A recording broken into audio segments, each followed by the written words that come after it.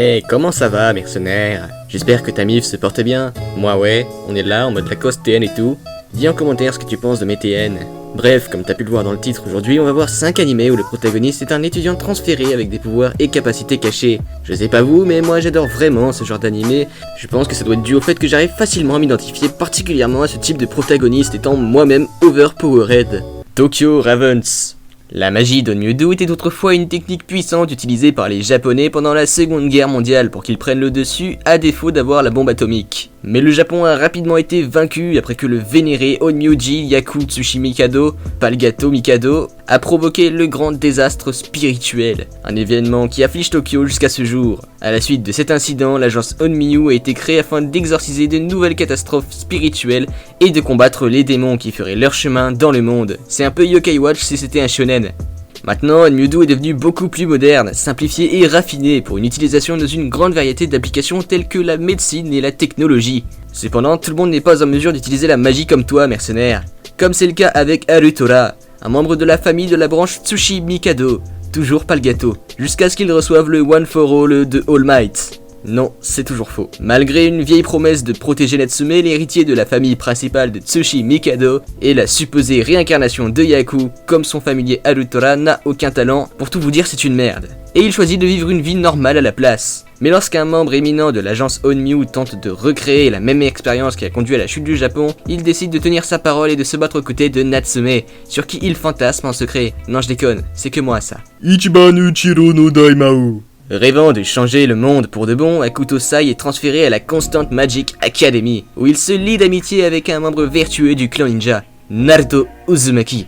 Non, c'est faux, c'est Junko Hattori. Sur le chemin de l'académie, ils jurent de rendre le monde meilleur ensemble. Comme dans Code Lyoko quoi. Cependant, la situation vire soudainement à son arrivée. Il est prophétisé par un marabout qu'il deviendra le roi démon au calme. Alors que la nouvelle de son destin se répand, l'école commence à le craindre. En même temps, le mec c'est quand même un futur démon quoi. Faut le dire. Alors qu'Akuto est déterminé à ne pas laisser son avenir prévu contrôler son destin, il semble que tout ce qu'il dit ne fasse que renforcer le fait qu'il est destiné à être le roi démon. De plus, il est entouré d'un harem de belles filles, la chance, qui ont chacune leur propre plan pour lui, allant de le traduire en justice, ce qui est pas super sympa, il faut se le dire, à simplement le couvrir d'amour, parce que les femmes aiment les bad boys. Avec ses pouvoirs nouvellement éveillés, Akuto doit faire face à sa liste de malheurs en constante augmentation, et se battre pour prouver que son destin n'est pas figé par un marabout. Star Driver. Star Driver n'est ni plus ni moins que du robot à la sauce Bones.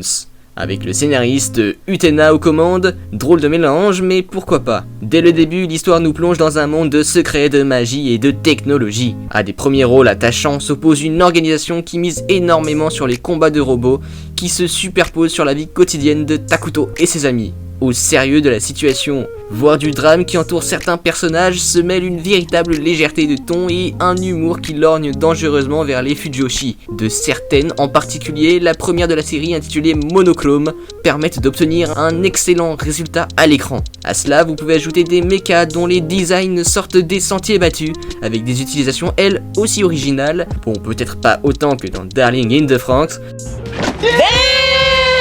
révèle une véritable maîtrise et nous prouve que Yoji Henokido savait bien où il voulait en venir. Persona 4.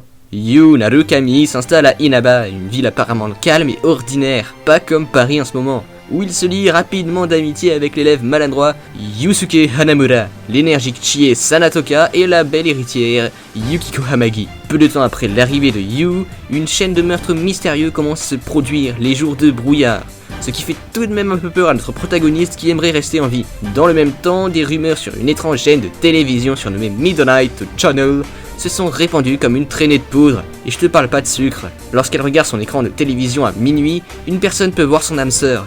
Oui, what the fuck. Non, elle peut voir la personne qui va mourir. Après avoir vu la plus récente victime de meurtre sur la chaîne de minuit, Yu tente de la regarder à nouveau, mais se rend compte qu'il peut traverser la télévision et atteindre un autre monde envahi par Shadows. C'est à ce moment-là qu'il faudrait peut-être arrêter la drogue. Réalisant le lien derrière la dimension cachée et les meurtres, Yu et ses amis tentent de percer le cas en explorant le monde diabolique de la chaîne de minuit, en utilisant leurs personas, des manifestations éveillées de leur vrai moi, qui sont en réalité des stands. Busu Shuju Machiavélianisme. La Privateation Symbiosis Academy était à l'origine un lycée pour filles de grande classe. Quand il est devenu mixte, Les filles, par peur des énormes puceaux qui allaient de ce fait intégrer l'établissement, ont demandé à pouvoir apporter des armes à l'école. La brutalité. Lorsque cela a été appliqué, une organisation de 5 corps ressemblant à 5 corps d'autodéfense appelée Supreme Five Swords a également été formée. Le féminisme à son apogée quoi.